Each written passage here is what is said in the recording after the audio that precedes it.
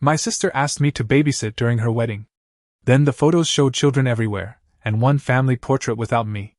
When I confronted her, she said, "You were never supposed to be there." So when they tried to use me again, I disappeared. The wedding photos started appearing shortly after the ceremony. My phone kept vibrating against the coffee table while my 9-month-old niece slept against my chest. At first, I ignored it. The family group chat was usually silent unless someone needed a favor, but that afternoon it came alive.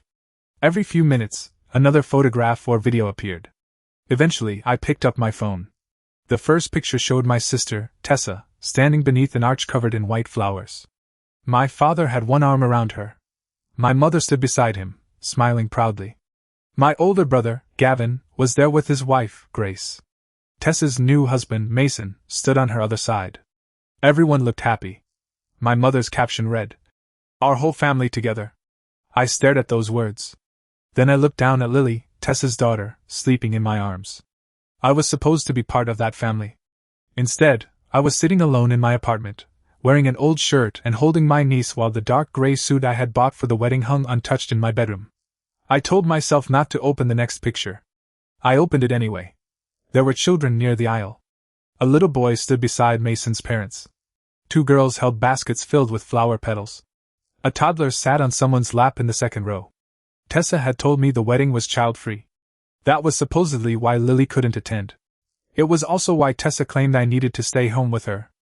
I zoomed in until the picture became grainy. The children were still there. The rule had never been real. Lily shifted against my chest and made a soft sound. I put the phone down and adjusted the blanket around her. None of this was her fault.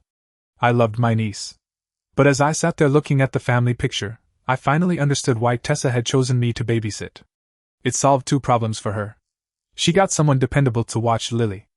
And my family got another important photograph without me in it. That should have shocked me. It didn't.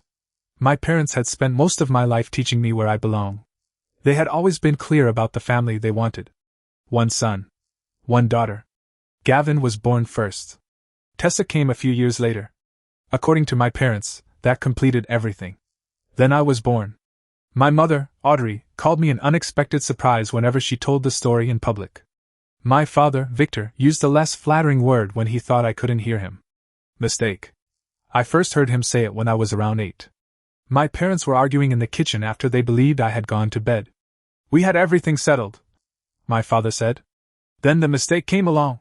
My mother told him to keep his voice down. She didn't defend me.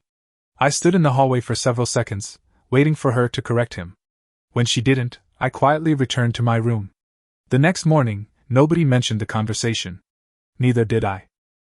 I had already learned that bringing up something painful only gave my parents another reason to call me sensitive. Gavin and Tessa had photo albums filled with pictures from infancy. They had labeled boxes containing school projects, birthday cards, and old clothes my mother had saved. I had one envelope in the back of a closet. Inside were a few school photographs, a hospital bracelet, and one birthday card from an aunt. When I asked why there were fewer things from my childhood, my mother said I had arrived during a busy period. That was her explanation for nearly everything. Why my birthdays were smaller. Why they forgot school events. Why Gavin and Tessa had framed pictures in the hallway while I mostly appeared in photographs taken by other relatives. My mother loved presenting the family a certain way. At holidays, she arranged us in front of the fireplace, fixed Tessa's hair, straightened Gavin's collar, and told my father where to stand. She would usually take one picture with all 5 of us. Then she would look at me. "Julian, step out for one." At first, I thought she wanted different combinations. But the photograph she posted was almost always the one taken after I stepped away. The one she printed showed my parents, Gavin and Tessa. The family they had planned. When I was 10, my parents arranged a professional photo session at a park. I only learned about it after it happened. They had sent me to stay with an aunt for the weekend, claiming they had family matters to handle. A few weeks later, a large canvas appeared above the living room couch. My parents stood in the middle. Gavin and Tessa stood beside them. They all wore different shades of blue. Sunlight came through the trees behind them. They looked like the kind of family people put in advertisements. I stood beneath the canvas and asked my mother why I wasn't in it.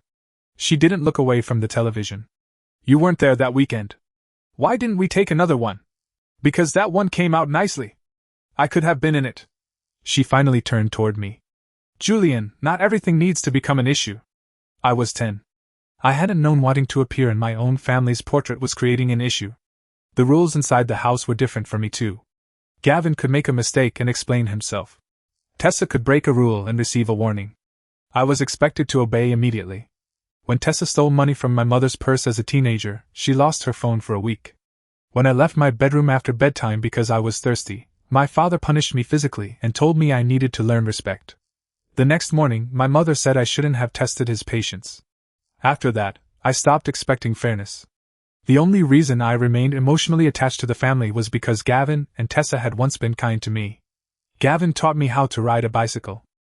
Tessa sometimes slipped snacks under my bedroom door when I was grounded. They knew our parents treated me differently. When we were younger, they occasionally admitted it.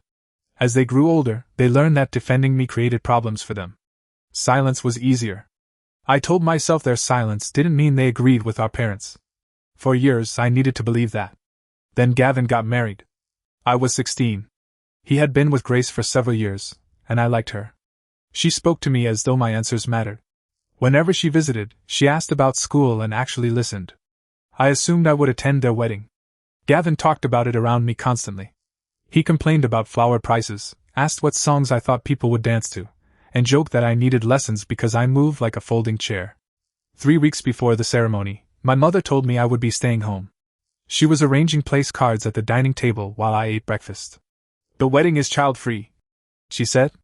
I waited for her to explain why that involved me. When she didn't, I asked, "I'm not going?" "You're 16. I'm not a little kid. You're still legally a child." 2 of my younger cousins were attending. I knew because one had posted a picture of the dress she bought. When I mentioned them, my mother barely looked up. "They're exceptions." "Why?" "Their parents are traveling. They lived less than an hour away." I went to Gavin that evening. He was in the garage packing decorations into boxes. "Did you know I'm not attending the wedding?" His hands stopped moving. Then he continued folding a tablecloth. "Mom talked to you? So you knew." He exhaled slowly. "It's complicated." "How is inviting your brother complicated? The guest list is already full. I'm not a distant relative. I'm your brother." He rubbed his forehead. "Mom and Dad are paying for a lot of it. They have opinions. Do you want me there?" He looked toward the open garage door.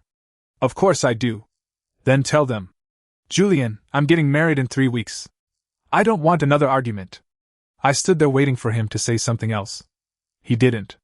"You would rather I stay home." "That's not what I said. It's what you're allowing." He finally looked at me. "Please don't make this harder." That was the moment I understood his decision. His wedding mattered. Avoiding conflict mattered. My feelings were the thing making everything difficult. On the morning of the ceremony, I watched my parents get ready. My father wore a new suit. My mother spent almost an hour fixing Tessa's hair before they left. Nobody acknowledged that I was staying behind. My mother placed money on the counter. "Order something for dinner." I looked at her dress. "Are you sure I can't come?" Her expression tightened. "We have discussed this. I could stay at the back." "No." "Why?" "Because Gavin doesn't need tension today." I almost asked how my presence would create tension. I knew she wouldn't answer. After they left, I sat in the living room beneath the family portrait. The house felt enormous.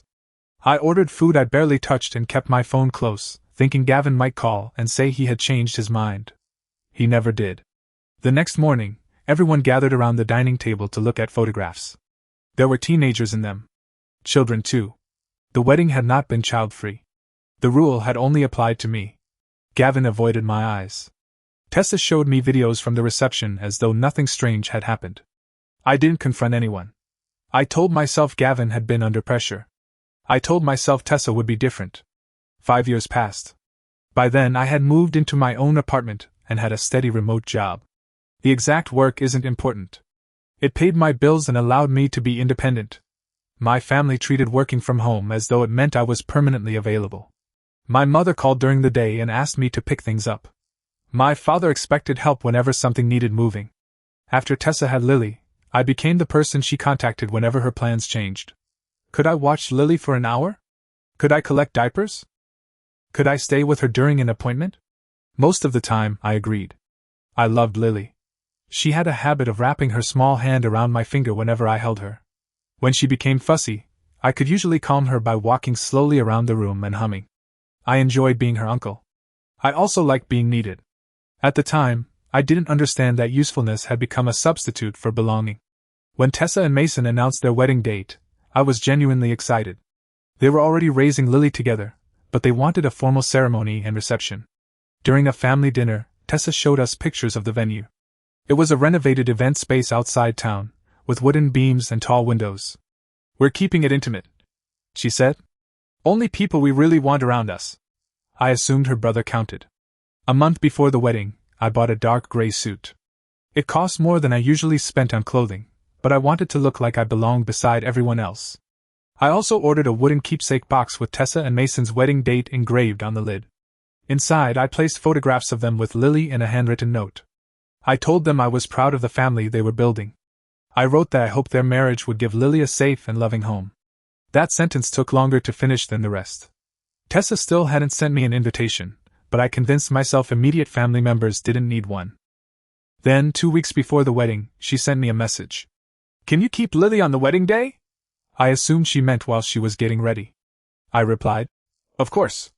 What time should I bring her to the venue?" Her response came several minutes later. "You wouldn't. We need you to keep her through the reception." I read the message twice. "Then when would I attend the wedding?" Another pause. "You wouldn't. It's child-free, so we need someone to stay with her." My stomach tightened. I called her. She answered, sounding distracted. "What's wrong?" "I'm confused." "About what? You want me to miss the entire wedding?" "I need someone to watch Lily." "What about Piper?" Piper was a student who regularly babysat for Tessa. "She can't." "Why not?" "She needs to study."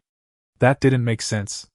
Piper had recently posted that her exams were over and she finally had a free weekend. I wasn't investigating her. We were connected online because I had met her several times while collecting Lily. She said she finished her exams? Tessa became quiet. Then her voice changed. "Why are you checking what Piper is doing?" "I'm not checking. Her post appeared on my feed. It's strange that you're tracking her schedule. I'm asking why she can't babysit when she appears to be available." "Because I want Lily with family." "I'm family too. That's why I want to attend your wedding." Her voice sharpened. "This day is not about you. I know that. You're turning a simple request into a problem. It isn't simple. You're asking me to miss your wedding. You miss Gavin's." I went silent. She said it as though the first exclusion had established a tradition. "I was 16. And you were fine." "No, I wasn't." Tessa sighed. "Julian, I don't have time for this. Do you want me at your wedding?" She avoided the question. "If you were a good brother, you would help without arguing." The words landed harder than I expected. "I bought a suit." "Return it." "I bought you and Mason a wedding gift." "I didn't ask you to spend money." Every answer made the truth harder to avoid. I lowered my voice. "Please find someone else. I want to be there." Tessa became angry. "If you refuse to help, then you won't be welcome anyway. I'm not having someone at my wedding who made the weeks leading up to it stressful." We had been discussing it for less than 10 minutes. Somehow, I had already become the problem. I should have refused. Instead, I agreed. Tessa's tone softened immediately. "Thank you." Then she ended the call. That evening, I contacted my mother. She already knew about the arrangement. "Tessa needs someone dependable," she said. "Piper is available." "You don't know that. I saw her say she was free." "Stop involving yourself in things that don't concern you." "It concerns me because I'm missing the wedding." My mother sighed. "The day is about your sister. I understand that." "I only want to attend. Tessa chooses her guests." "Was I ever one of them?" My mother paused. It lasted only a second, but it answered me. "Was I ever invited?" I asked again. Immediate family didn't receive formal invitations. "You and Dad have one on the refrigerator." She said nothing. Gavin had received one too. I had seen it on my parents' kitchen counter. I was the only immediate family member without an invitation. My mother finally said, "Not everything will include you, Julian. You're old enough to understand that." I looked at the suit hanging from my bedroom door. "I understand." Then I ended the call. On the wedding morning, Tessa arrived shortly after 8. She wore a white robe with the word, "Bride," printed across the back. Her hair was pinned up, and she was speaking through an earpiece. Mason waited in the car. My mother sat beside him. Either of them came inside. Tessa placed Lily's bag near the door. Her bottles are in the front pocket. Don't let her sleep too late, or she'll be difficult tonight. Lily reached toward me, and I lifted her from the carrier. Tessa turned to leave. Wait. She looked back impatiently. I picked up the wrapped keepsake box. This is for you and Mason. She took it with one hand. I can't carry this. It's your wedding present. I know. Put it in that bag. I placed it in a shopping bag beside her. She took the handles and stepped into the hallway. As the door began closing, I heard my mother ask, "Did he complain?" Tessa answered, "Not this morning." For the next several hours, I focused on Lily. I fed her, changed her, and sat on the floor while she pushed a toy across the carpet. Whenever my phone vibrated, I left it alone. Eventually, Lily fell asleep against me. That was when I opened the family group chat. The first picture showed Tessa getting ready. The next showed Mason with Gavin and my father. Then I reached the ceremony photographs. Children were visible throughout the venue. A boy carried the rings. 2 girls scattered petals near the aisle. A toddler sat beside one of our cousins. Farther down my feed, Piper had posted a photograph from a coffee shop with a caption about enjoying her free afternoon. She had been available. Tessa had lied. Then I saw the formal family picture. My parents stood in the center. Gavin and Grace were on one side. Tessa and Mason stood on the other. My mother had written, "Our whole family together." The photograph made me feel 10 years old again, standing beneath that canvas and wondering why my family looked more complete without me. For years I had accepted every explanation. The guest list was full. The wedding was child-free. My parents were stressed. My siblings were under pressure. There was always a reason. The result was always the same. I was somewhere else. Lily woke and began fussing. I put the phone down and held her against my shoulder. I wasn't angry with her. I was angry that the people who claimed to love me had used someone I cared about to keep me away. Tessa returned after 1 in the morning. She had changed into a shorter white dress. Her makeup was smudged, and she looked exhausted. Mason stood in the hallway checking his phone. "How was she?" Tessa asked. "She was fine." "Did she sleep?" "Eventually." She began gathering Lily's things. I waited for her to mention the gift or thank me for helping. She didn't. "Did you have a good wedding?" I asked. Her face brightened. "It was perfect." I nodded. "Why were there children there?" Her smile disappeared. "There were a few exceptions. So it wasn't child-free." "Julian, not tonight. You told me I couldn't attend because the wedding was child-free. I told you Lily couldn't come." "No. You said the wedding was child-free?" She pushed a bottle into the diaper bag. "Why are you creating a confrontation right now?" "Because you lied." Mason looked through the doorway. "Is something wrong?" Tessa gave him a tired look. "Julian is upset about the wedding. I'm upset because I was deliberately excluded. That isn't what happened. I saw the pictures. Piper was available, and other children attended." Tessa stopped packing. I asked, "Why didn't you want me there?"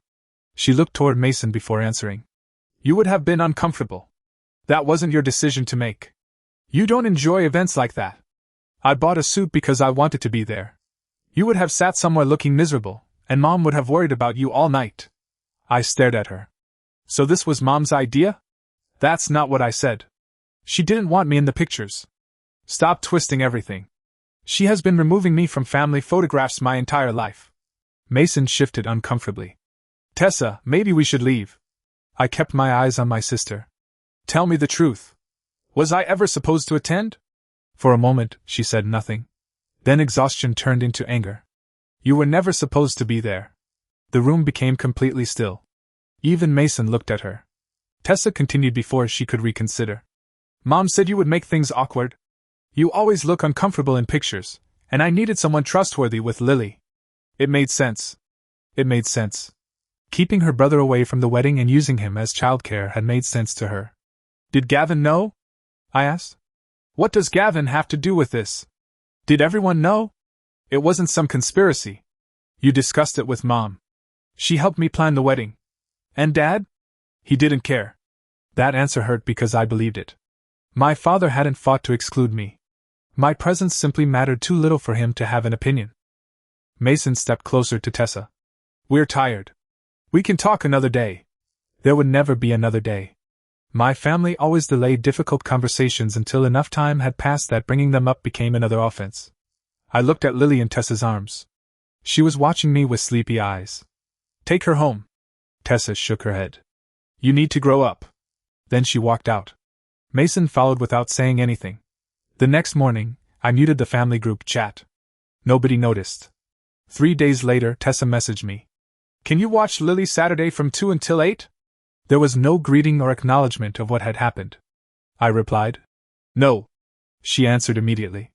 Why not? I'm unavailable. You work from home. That doesn't mean I'm free. What are you doing? I didn't respond. An hour later, my mother called.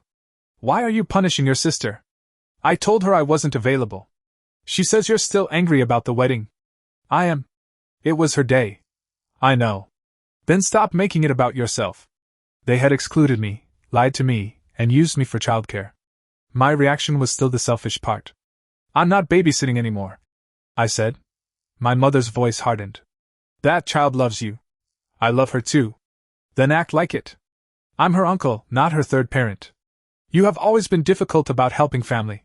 I looked around my apartment. I had spent years helping them. They only noticed my effort when it stopped. My mother continued. This attitude is why people hesitate to include you. There it was. They excluded me because I objected to being excluded. My response became the justification for what they had already done. My mother said, Your father and I want you at the house on Sunday. We need to settle this. I knew what that meant. They wanted me surrounded by people repeating the same version of events until I doubted my own memory. This time I agreed. When I arrived Sunday afternoon, everyone was waiting in the living room. My parents sat together. Tessa and Mason occupied the other couch. Gavin and Grace sat near the window. The old family portrait still hung above them. My father pointed toward an empty chair. Sit. I remained standing. I'm fine. My mother folded her hands. We're worried about how you've been treating Tessa. I declined to babysit. You're punishing her, my father said. I'm no longer available whenever she decides she needs me. Tessa crossed her arms. This is all because of the wedding. Yes. She looked around as though I had admitted something shameful. You're jealous because I received attention for one day. It was your wedding. You were supposed to receive attention. Then why couldn't you let me enjoy it? I did. I stayed home, watched Lily, and didn't contact you. You argued beforehand. I asked to attend. My father leaned forward. Your sister had limited space. She invited people she barely knows. That was her decision. You're right. They seemed surprised that I agreed. I looked at Tessa. You were allowed to choose your guests. You chose not to include me. You also lied so I would stay home with Lily. I needed someone reliable. You had Piper. I wanted family.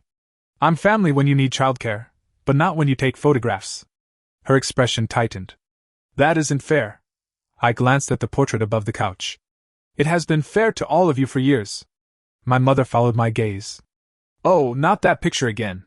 Yes. That picture. You weren't there that day.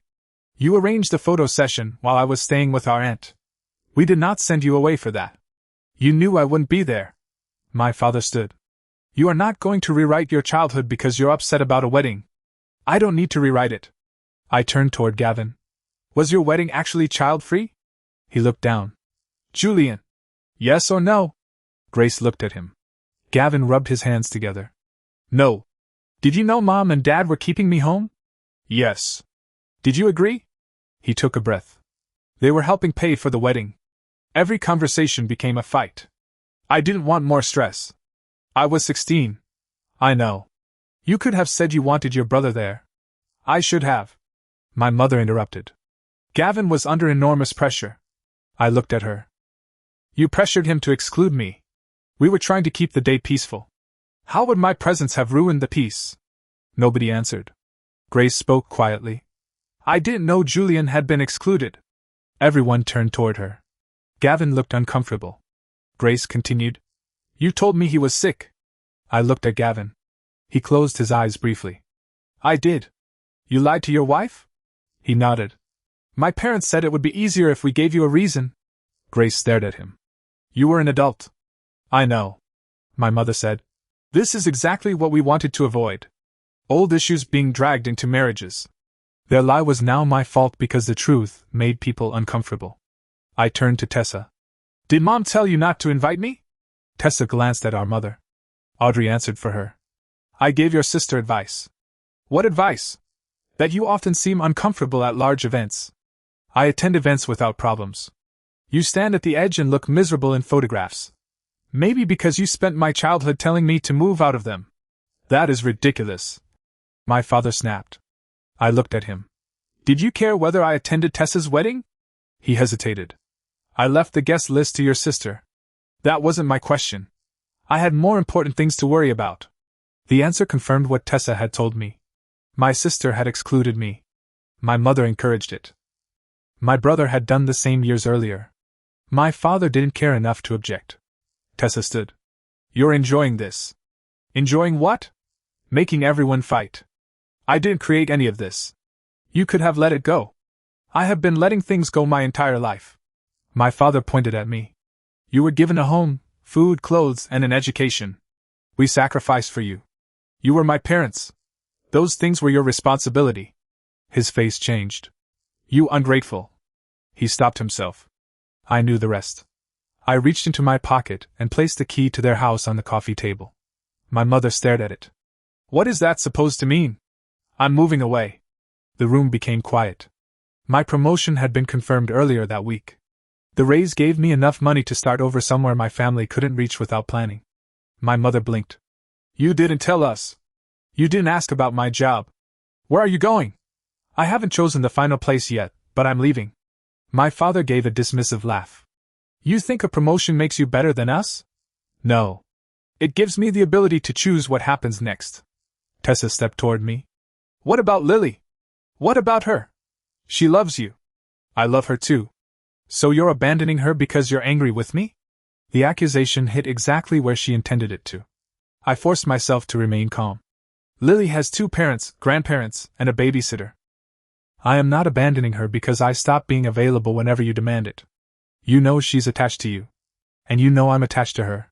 That's why you use her whenever you need something. Tessa looked offended. I have never used my daughter. You contacted me for childcare 3 days after telling me I was never supposed to attend your wedding. Mason finally spoke. You're being harsh. I looked at him. You knew I was sitting at home with your daughter while my family took pictures without me. He looked away. My father pointed toward the door. If you hate this family so much, leave. I don't hate any of you. That was the painful part. I kept coming back because I loved you. I thought that if I helped enough, stayed quiet enough, or waited long enough, you would eventually make room for me. Nobody answered. I don't want to spend the rest of my life earning a place in a family that decided I didn't belong before I could speak. My mother's eyes filled with tears. Tessa looked away. Gavin stared at the floor. For a moment, I still wanted one of them to stop me. Nobody did. I picked up my jacket. Behind me, my father said, If you walk out now, don't expect us to chase you. I looked at the portrait above the couch. I've spent my whole life chasing all of you. Then I left. Over the next month, I arranged the move. I didn't choose anywhere glamorous. I only chose somewhere far enough away that my family couldn't appear at my door without planning it.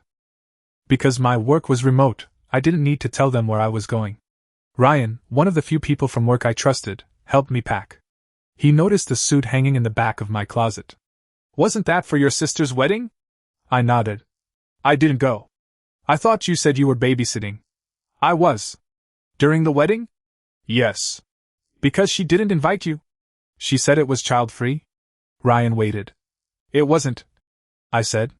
He stared at me for a moment. That is not normal. The sentence nearly broke me. He didn't ask what I had done to cause it. He didn't tell me family was complicated. He simply confirmed that what happened wasn't normal. I had needed someone to say that for years. The night before I moved, Tessa messaged me.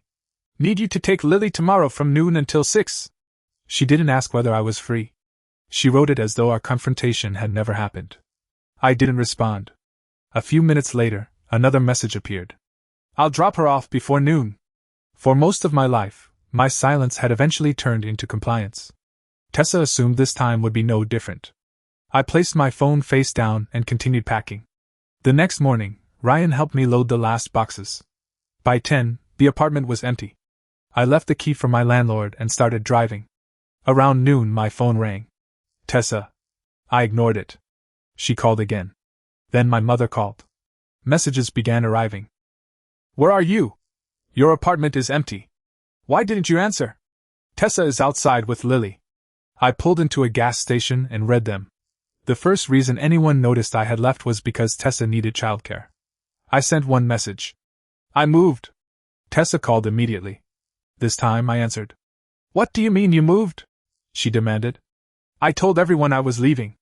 You didn't say when. I didn't owe you my schedule. Where are you? I'm not telling you. You moved without giving your family an address? I moved because of my family. She sounded breathless. Mom is panicking. Why? Because her son disappeared. I didn't disappear. I left. You can't just do this. You're standing outside my empty apartment because you assumed I would babysit after I never agreed. I thought you would. Why? You always do. The words came out before she could stop them. She had expected me to comply because I always had. What am I supposed to do now? She asked. Not where are you going? Not are you safe? Not can we repair this? What was she supposed to do with Lily? Call Piper. Then I ended the call.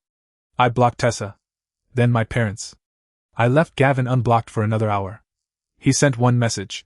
You didn't have to do it this way. I read it several times. Then I blocked him too. The first few weeks after the move were quieter than I expected. At first, the silence felt peaceful. Later, it became lonely. I would finish work and reach for my phone before remembering there was nobody to check on. Freedom leaves empty space before you learn how to fill it. I miss Lily more than anyone else. I missed the way she held my finger and the laugh she made whenever I pretended to drop one of her toys. I hated knowing she would grow up hearing whatever story Tessa chose to tell. Maybe I would become the unstable uncle who abandoned everyone. Maybe Tessa would say I disappeared because I was jealous of her wedding. I couldn't control that. I could only decide whether I returned to the role they had created for me. A month later, Gavin emailed. The first half of the message contained explanations. Our parents had paid for part of his wedding. He had wanted to avoid conflict. He believed I would eventually get over it. Near the end, however, he finally wrote something honest. I knew you wanted to be there. I knew the child-free excuse was false. I told Grace you were sick because I was ashamed to admit I let Mom and Dad exclude you. I stayed quiet because it was easier than standing up to them. I'm sorry. I read the paragraph several times. It was the first genuine apology anyone in my family had offered. I replied once. I believe you're sorry. But you were old enough to make a choice, and you chose a peaceful wedding over your brother. Gavin asked whether we could speak by phone. I didn't answer. I wasn't ready. Maybe one day I would be. Tessa sent emails too. Hers said I had humiliated her by leaving. She said Lily cried outside my apartment. She said our mother had barely slept. She reminded me that families were supposed to forgive one another. She never apologized. My mother sent a long email describing everything as a childhood misunderstanding that I had allowed to become resentment. She said my father was willing to forgive me if I returned and apologized. That told me nothing had changed. They still believed they were the injured ones. My father sent nothing. His silence was more honest than their messages. Months passed. My new apartment slowly began to feel like home. I bought furniture that didn't match and placed pictures wherever I wanted. Ryan visited once and helped me assemble a table. We installed part of it backward and had to start again. After we finished, he insisted on taking a photograph. The room was messy. Boxes remained stacked near the wall, and I was holding the instructions upside down. It wasn't polished. I printed it anyway. No one had asked me to step aside. Nearly a year after I left, a coworker named Zoe invited me to her wedding. My first instinct was to decline. Weddings had become tangled with every humiliating memory I had of my family. But Zoe had always treated me kindly, and I didn't want old pain controlling every new experience. So I wore the dark gray suit I had bought for Tessa's wedding. At the reception, Zoe gathered several coworkers for a group photograph. I stood near the edge automatically. When another person joined, I stepped backward. Zoe waved at me. Julian, come closer. You're barely in the picture. I hesitated. She caught my sleeve and pulled me toward the center. It was a tiny moment during a busy day. She probably forgot about it before the reception ended. I didn't. When she later sent me the photograph, I saw myself standing among everyone else. I wasn't at the edge. No one had taken another version without me. I printed that picture too. My parents now have the family image they always wanted. Their eldest son. Their daughter. Their spouses. Their granddaughter. No unexpected second son standing where he was never supposed to be. And I finally have a life where I don't have to beg for inclusion. I still love them. I still miss Lily. Some days, I consider answering Gavin. Other days, I remember how easily everyone accepted my absence until it inconvenienced them. Cutting contact didn't erase what happened. It only stopped the pattern from continuing. Maybe leaving without sharing my address was harsh. Maybe blocking Gavin after his apology was unfair. But when my family realized I was gone, it wasn't because they missed me. It was because they needed me again. So did I abandon my family over 2 wedding invitations, or did they spend my entire life showing me that I was never truly part of it?